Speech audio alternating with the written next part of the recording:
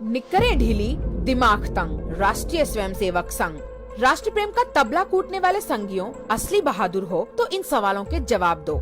नहीं दे पाए तो कायर वर्कर के वारिस तो खैर तुम लोग हो ही। आरएसएस ने आजादी की लड़ाई क्यों नहीं लड़ी? सुभाष चंद्र बोस आजाद हिंद सेना का गठन कर रहे थे, तब संघ ने सेना में शामिल होने से हिंदू युवकों को क्यों रोका? संघ के वीर सावरकर अंग्रेजों को 21 माफीनामे देकर जेल से क्यों छूटे, जबकि 436 लोग और थे सेलुलर जेल में? सिर्फ इन्होंने ही क्यों माफीनामे लिखे? ऐसी क्या विपदा आ गई थी? आरएसएस के पहले 1925 में प्रथम अधिवेशन में द्विराष्ट्र सिद्धांत, हिंदू राष्ट्र और मुस्लिम राष्ट्र का प्रस्ताव क्यों पारित किया गया, जबकि संघ अखंड भारत की बात करता है? 1942 में असहयोग आंदोलन का संघ ने बहिष्कार क्यों किया और संघ ने इससे संबंधित पत्र ब्रिटिश गवर्नमेंट को क्यों लिखा? अगर ये पत्र न लिखते तो देश 1942 में आजाद हो जाता। गांधी जी की हत्या के प्रयास संघ आजादी के पूर्व से कर रहा था। क्यों? गांधी जी पर आजादी के पूर्व 5 बार संघियों ने हमले किए। क्यों?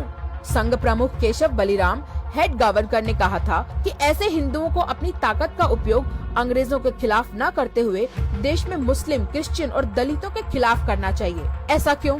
15 अगस्त 1947 को जब देश आजाद हुआ, तब संघ के लोग राष्ट्रध्वज तिरंगे को पैरों तले कुचल रहे थे, तिरंगे को जला रहे थे। क्यों? संघ के स्वयंसेवक अटल बिहारी वाजपेयी ने क्रांतिकारी लीलाधर वाजपेयी के खिलाफ क्यों गवाही दी, जिससे उन्हें 2 वर्ष का कारावास हुआ? पिछड़े, दलित, आदिवासी भी संघी हैं।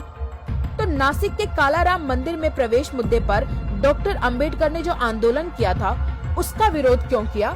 संघ के लोग अपने आप को राष्ट्रवादी समझते हैं। इन्होंने 1925 से 1947 के बीच वंदे मातरम का नारा क्यों नहीं लगाया? अंग्रेजों का इतना डर था क्या? संघ, विहिप और अन्य हिंदूवादी संगठन के प्रमुख दलित आदिवासी समूह से क्यों नहीं बने? क्या ये हिंदू नहीं है?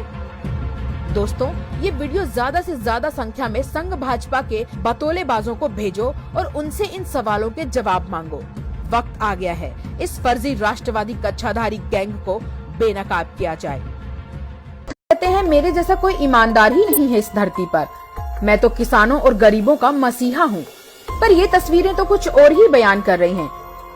सोनीपत और नौलथा में 2 सालों से गोदाम तैयारी का काम चल रहा था। मतलब तीनों कृषि कानून का ड्राफ्ट पहले अडानी के दफ्तर में तैयार हुआ, फिर हमारे चौकीदार के साथ मिली भगत कर उसे कृषि कानून का ड्राफ्ट बनाकर पकड़ा दिया, चल संसद में पास कराकर।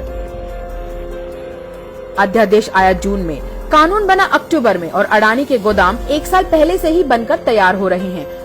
अनाज भंडारण के लिए बड़े बड़े स्टील के टैंक बनाए जाते हैं, जिसे साइलो स्टोरेज कहते हैं। साइलो स्टोरेज एक विशाल स्टील ढांचा होता है जिसमें थोक सामग्री भंडारित की जा सकती है। इसमें कई विशाल बेलनाकार टैंक होते हैं। नमी और तापमान से अप्रभावित होने के कारण इसमें अनाज लंबे समय तक भंडारित किया जा सकता है। साइलो के नवीनतम रूप में रेलवे साइडिंग के जरिए बड़ी मात्रा में अनाज को चढ़ाया और उतारा जा सकता है। आपको जो वीडियोस में दिखाने जा रहा हूँ वो अडानी ग्रुप के कंपनी का कंस्ट्रक्शन जो यहाँ पे अनाज गोडाउन बनाया जा रहा है उसकी है। बहुत छुप छुप के वीडियोस ले रहे हैं क्योंकि सारे लोग उनके फैले हुए हैं, किसी को भी आसपास जाने की इजाजत नहीं है। आप देखिएगा, मैं विजुअल्स दिखा रहा हूँ आपको। इससे भंडारण और परिवहन के दौरान होने वाले अनाज के नुकसान में काफी कमी आती है। मतलब किसानों से फसल खरीदकर लंबे समय तक जमाखोरी के जरिए पैसा कमाने का प्लान हो रहा है। अब आपको समझ आ गया होगा कि नया किसान बिल किसानों के लिए नहीं, मोदी के आकाओं के हित में बनाया गया है। जागो देशवासी, जागो।